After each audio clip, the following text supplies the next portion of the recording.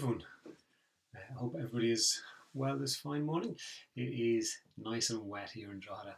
We've been spoiled with the lovely weather, so here comes our normal rain, and so be it. It is just a part of being from Ireland. So I hope you've all had a lovely week. It seems to be a very topical week for parents now, starting to get things together for their kids going back to school or starting school or starting secondary school. And it's an exciting time, it's a nerve-wracking time, and it's one of those things as well that seems to be a lot of parents are kind of looking at it and going, I'm a bit nervous about my child going back to school, but I'm also really looking forward to getting back into some sort of routine, because unfortunately or fortunately we are just creatures of habit. So we need to make sure that we have a routine going, that we know what time we're going to be up, what time we're going to be taking the kids to school and so on. So for those of you out there who are getting their kids ready for going back to school, I hope it's not too stressful, and I hope you're not going to be too upset or too overjoyed when they go back to school. So this morning we've got a few questions in relation to obviously going back to school, given the time of year that it is. I hope you've all grabbed your cup of coffee, and we'll crack straight into it. Right, first one. Once the kids are back in school, how long should you give them to settle back into school mode? Now, I suppose that's one of those things that can be maybe seen as slightly jokey, but at the same time, it's a real thing for parents, because we want to get our kids back into a routine as quickly as possible so that they can start the process of, getting into some sort of study or some sort of homework routine and activities routine as quickly as possible for all of our benefits. We need to do it too. We need to get back in and make sure that we are on the ball as well. I think it's not really a case of how long should you give them to get back into that routine, because how long is a piece of string? Some kids will take longer to get back into school mode. Some will get into it really, really quickly. It's just one of those things. We never know. And a lot will depend on the teacher that they have, how many of their friends are there in class with, how their friends are doing. If their friends are getting back into things pretty quickly, they can get into it quickly as well. So I think it's very much a case of accepting the first kind of week or so to kind of get back into it. You're going to have sleepy kids, you're going to have those mornings where you're nearly dragging them out of the bed to get them moving. But at the same time, especially if you've got a child who is in the mode of, okay, you've got exams this year, so you need to get the ball rolling from kind of early on, I would say give it a week or so. And then if they're still faffing about, you might need to have a conversation, and you might need to just support them and ask them, what is it you need to do to get things back on track? Now, I know it's easier said than done, and most parents will sit there and go, yeah, I say that, and my child goes, leave me alone, I can't even talk to you. But at some point, you are trying to support them as much as possible to get their arse in gear and get their study and their working going. So, and let's be honest, teachers will get into that pretty quickly as well. So there will be homework pretty quickly into the school year. There will be projects that the kids have to get used to. And then if you have a child who's either starting school or going to a new school, they have to find their feet as well. So a lot depends on the dynamics of where your child is at and where they're going to school. So give them a week or so. I think that's absolutely fine to just get back used to it. But then the routine needs to start to kick in, because what you might find is that you start to get frustrated, that they're getting frustrated because things should be moving a bit quicker, that you should be able to say to them, okay, your homework time is this time, go and get it done. This time is dinner time. You're going to have activities starting back as well. After school activities, you're going to have the outside of school activities starting back as well. So you need to get that sorted as quickly as possible, as best as you can. If it takes a bit longer, try not to stress yourself too much, because we can't force our kids to do anything. All we can do is try and guide them and influence them in a positive way, which is something that can be difficult at times, because it can be very frustrating. We need to restrain our own emotions so that we just don't lose it, because what happens then is the message that we're trying to get across and convey is actually lost, because all the kids hear is just the shouting and the roaring, and they don't actually take on board what we're trying to get across to them. So as much as possible, try and get them into that routine as quickly as possible. But look at yourself and how you're going to react to things, and maybe have the conversation where you're saying to your kids, I don't want to get to the point where I'm shouting and roaring. So what do you need to do and what do I need to do to get this sorted? It's amazing sometimes how quickly kids can get on board when they know that you're, I suppose, giving them fair warning that you don't want to lose it, that you don't want to actually, that you don't want to be in a house where there is conflict for no reason. So have the conversation first so they're well warned, and then from there build up the study plan. If you do have, and I know I've said it in the past, if you do have a child who is doing state exams or significant exams this year and they're struggling to get a study setup going, do get in touch with me, because I have a program. It's a 2-hour program for teenagers, and it's about building their study environment and their learning environment around their learning styles, as opposed to the way maybe we expect them to study, or that we were taught to study, or we were told to study, where it was disappear to your room for an hour or two every evening and study. That may not suit your child, and putting them in that position will only make them get distracted. So every crack on the wall gets interesting. Every leaf that blows by outside is very interesting. The floor pattern is very interesting. Anything but looking at what they're meant to be looking at. So do get in touch with me if you have a child who you think will need the support to get that study environment based on their learning style, on them, as opposed to what the expectation is by schools or the education system, or even you yourself. So, because what worked for you may not actually work for them. Yeah, it might do, and it might be working fine, but do get in touch with me. Okay, next one. My son is starting school next week and I'm a nervous wreck. We've been so close and had so much fun over the past 5 years, and what makes it worse is that he has to get the bus.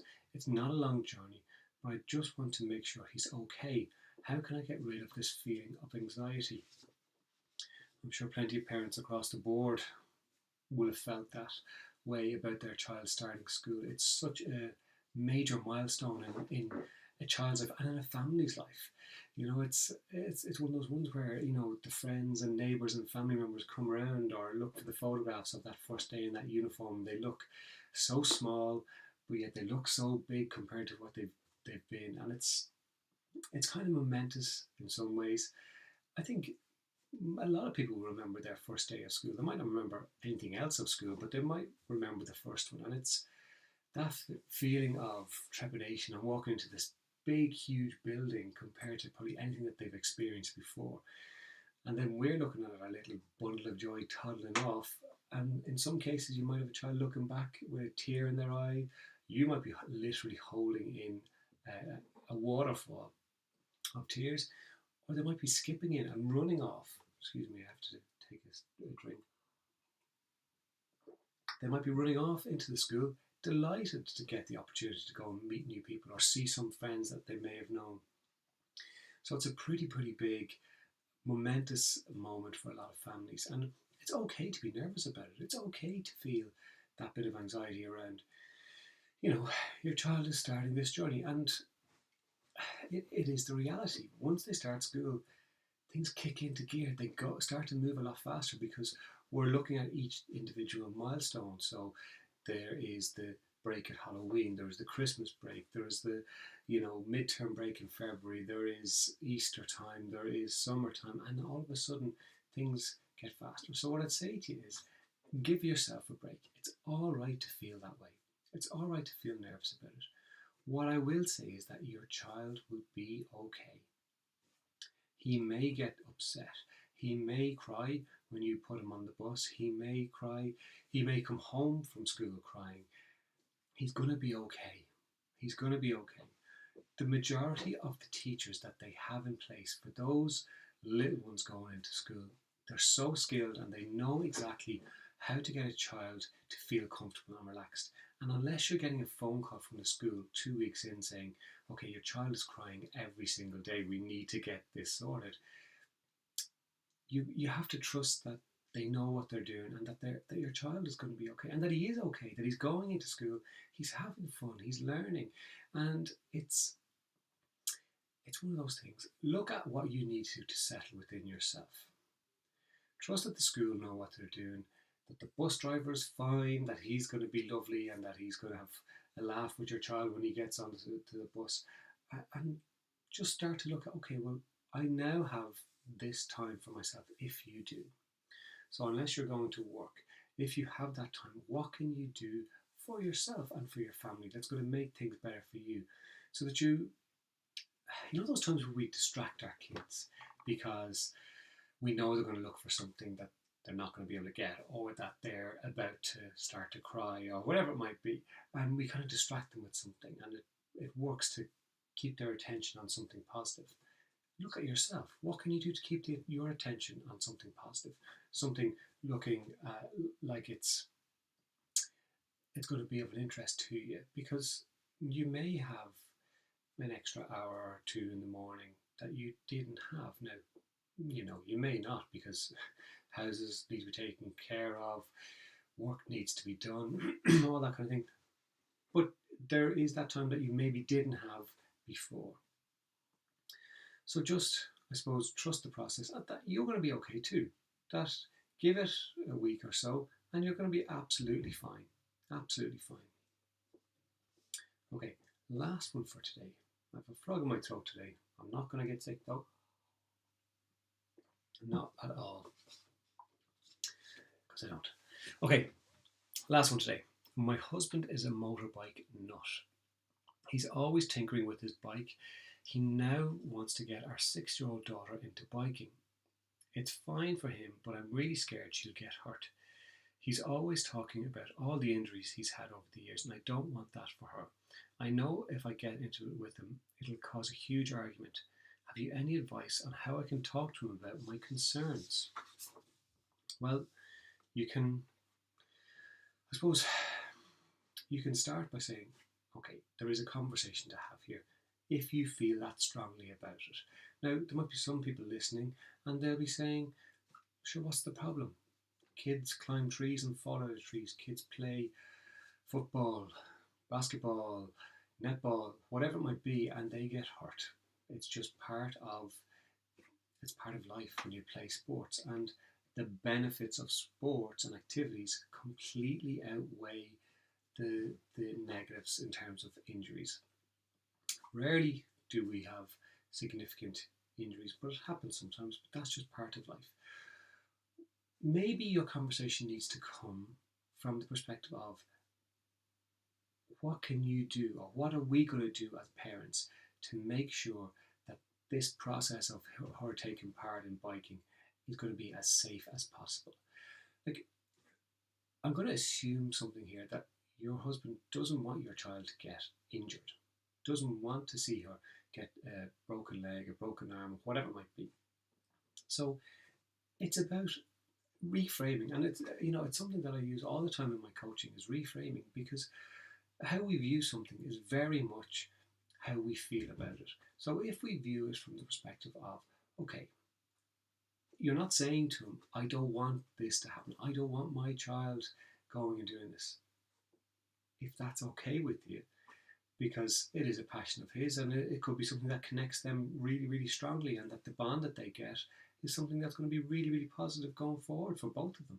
But at the same time, it's about looking at it and saying, right, how do we make the best of this? How do we make this as safe as possible? How do we make sure that she doesn't hurt herself, or that we reduce the chances, and get him to name the stuff? Don't let him fob you off by going, oh, she'll be fine, don't worry about it. Go, no, what are the things we're putting in place, or you're going to put in place, because you're the one with the knowledge, to actually stop her from getting hurt? And that goes across the board for any sport, any activity. It's important to kind of think about those things. Like, there's reasons why kids now have to wear gum shields when they're playing rugby or football, where they have to wear helmets if they're playing hurling. It's about safety and trying to make sure that they are as safe as possible. So have that conversation, and what you're doing is, you're not coming to him in an emotional, aggressive state where his reaction is to your emotions. That's the big thing. Because if his reaction is to your emotions, he's going to react emotionally too, and therefore the logic side of things gets thrown out the window. Now, if it's something that you really, really, really don't want her to do, that's another conversation, and a much more difficult conversation, because maybe he really, really, really does want her to do it. And I suppose you guys have to sit down and try and find the best possible solution for her. Maybe she'll go and try it, and maybe she won't like it. Maybe she'll just go, "It's not for me." No matter what your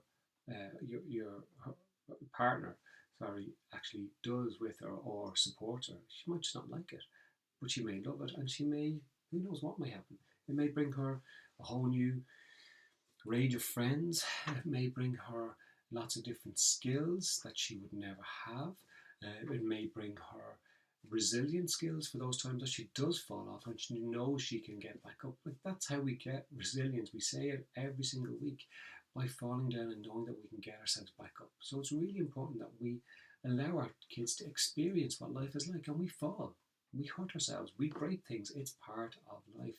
So as best as possible, try and get him to think about the safety aspects, which he may be doing anyway, and then look at you trying to settle it within yourself that maybe she's going to be okay, if that's all right with you. If it's really, really not, well, then have the other conversation.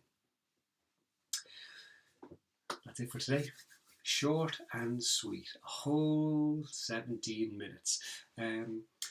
For those of you who have children starting school or starting new school before next Wednesday, I hope it all goes well. Settle yourself that everything's going to be okay. Most kids get on pretty much all right in school, and if they don't, the schools are so much better equipped at supporting them to be the best that they can be than they were before. And if that's not working, maybe you need to come back to me and we can have a conversation about how you can address real concerns with your child in school. Remember what I said, if you do have a child doing exams, get in touch. This program works really, really well in helping them to build their study plan around their learning style, but also getting them to take responsibility for themselves, where we're going to try and reduce the amount of times you have to sit there and go and study. It may work, it may not, but if it's around how they learn, they may find it easier, so it's not as much of a battle. I hope you all have a wonderful week. Hi Jennifer, hi Monica, hi Aaron. Hope you all have a lovely day. And yes, thank you Jennifer. Drogheda was fantastic last week. The 500,000 people who attended the Fleadh Cheoil Naird was amazing. So much better than I expected. So much better than everyone seemed to expect. It was just a lovely feeling. And even all those people around the town who normally give out about things were really happy. It was a lovely atmosphere, a lovely feeling, and I would advise anyone not from Drogheda to make sure that you're here next year for the Fleadh. It's going to be in Drogheda again next week in August. Come along, it is amazing. It's going to be one of those experiences like nothing before. I literally have never experienced anything like it in the town, and I cannot wait for this time next year. I will be taking the full week off to sit down and enjoy all the music, all the dancing. It is fantastic. Guys, have a lovely week, and I will see you. Take care.